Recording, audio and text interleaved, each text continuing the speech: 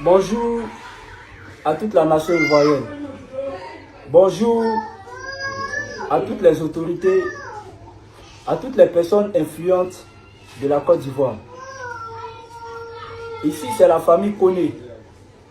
Et à côté de moi, se trouve ma mère, qui est aussi la mère de l'ex-footballeur international, Koné Kwamatie Emmanuel. Un footballeur qui n'est plus à présenter sur le territoire national. Parce qu'il a porté les couleurs du drapeau ivoirien pendant des années. Il a aussi joué à la SEC Mimosa. Et nous venons vers vous au travers de cette vidéo compte tenu d'une situation qui dépasse nos forces. C'est pourquoi nous avons décidé de faire cette vidéo-là pour demander de l'aide aux autorités de la nation et à toutes les personnes généreuses, influentes et influentes afin de nous venir en aide. Ce qui se passe, c'est que notre grand frère était marié en 2012 à une femme du nom de Touré Koni Nina, qu'on appelait communément Adja. Ils se sont mariés à la mairie, à la mosquée du plateau. Et la cérémonie religieuse, la réception, s'est faite à la Kesta au plateau en 2012, dans le mois de décembre. Et ce jour-là, il y avait des invités comme Max Alain Gradel. Il y avait des invités comme Traoré Lassina.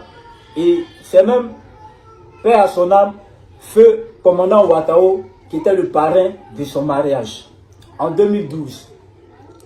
Malheureusement, quelques années plus tard, il y a eu divorce. Les deux se sont divorcés.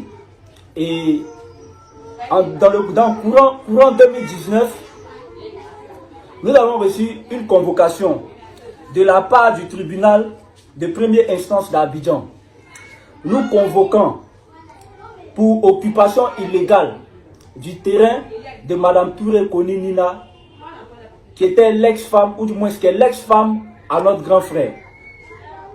La femme en question nous reproche d'avoir construit illégalement sur son terrain.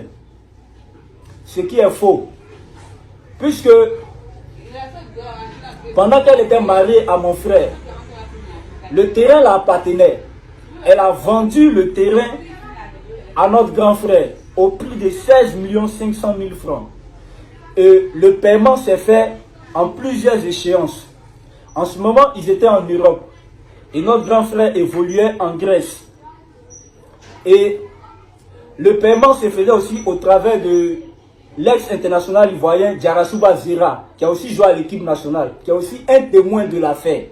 C'est lui qui faisait parfois les transferts à la femme en question, concernant l'achat du terrain.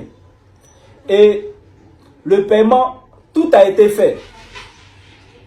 On ne sait pas sur la base de quoi. La fille est allée prendre une convocation pour dire que nous occupons son terrain illégalement. Donc, elle réclame son terrain. Elle veut venir casser la maison où habite notre maman qui est ici et notre papa. Elle a demandé à ce qu'on casse la maison pour qu'elle récupère son terrain. L'histoire a commencé depuis 2019. Nous avons engagé des avocats, nous avons engagé des huissiers. Mais le problème qui s'est posé au niveau de la justice, c'est que notre grand frère n'avait pas signé de papier attestant qu'il a payé effectivement l'argent du terrain. Sur base de la confiance, comme il était en relation avec cette dernière, il lui a donné de l'argent sans reçu et sans aucun papier qui prouve qu'il a payé effectivement le terrain. Et voici qu'aujourd'hui, les choses se sont retournées contre nous. On arrive à la justice, on n'a pas de preuves palpables pour prouver que le terrain, effectivement, a été payé. Or, la fille sait très bien, en âme et conscience, que le terrain a été payé.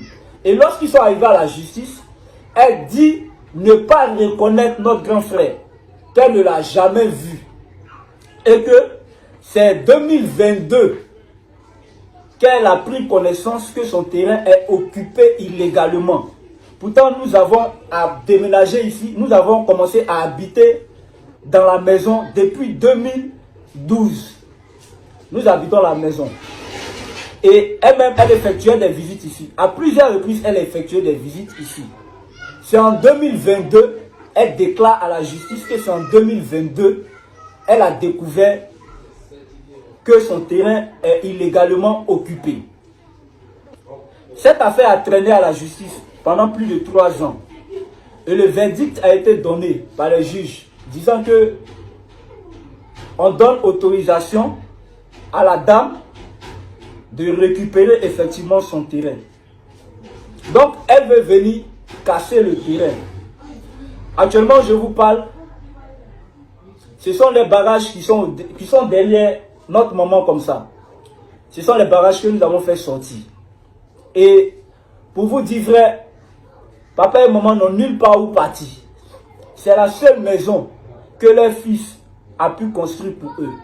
Si aujourd'hui, cette dame-là a pu rentrer en possession de cette maison, de ce terrain et casser cette maison, que toute la nation entière sache que c'est une famille, ce sont les parents d'un ex-international footballeur qui seront jetés dehors, qui seront mis dehors injustement d'ailleurs. C'est pourquoi nous avons décidé de faire cette vidéo-là, pour faire appel à toutes les autorités, à tous ceux qui ont le pouvoir, tous ceux qui ont l'influence, pour pouvoir rendre justice à nos 2 parents ici présents. Voici notre mère à côté de nous, qui ne sait plus où mettre la tête. On a tout essayé. Malgré que la fille n'avait pas raison, on a déployé des gens pour aller lui demander pardon. On a pris des imams pour aller lui demander pardon, pour qu'elle abandonne l'affaire. Mais elle ne les a même pas reçus. Je vous dis, elle ne les a même pas reçus. Ces grandes personnes qui se sont déplacées pour aller la voir, dans son tort, elle les a chassés, elle ne les a pas reçus. Et aujourd'hui, elle veut coûte que coûte récupérer le terrain.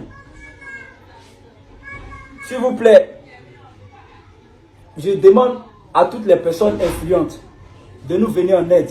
Au nom de notre maman ici présente et de notre père, venez nous en aide. Car notre grand frère même a tout essayé. Mais il n'a pas pu. Il n'a pas pu. C'est pourquoi nous venons vers vous afin de solliciter votre aide. Que les autorités compétentes se lèvent pour que justice soit faite. Si ce, je vais passer la parole à notre mère qui va dire quelque chose.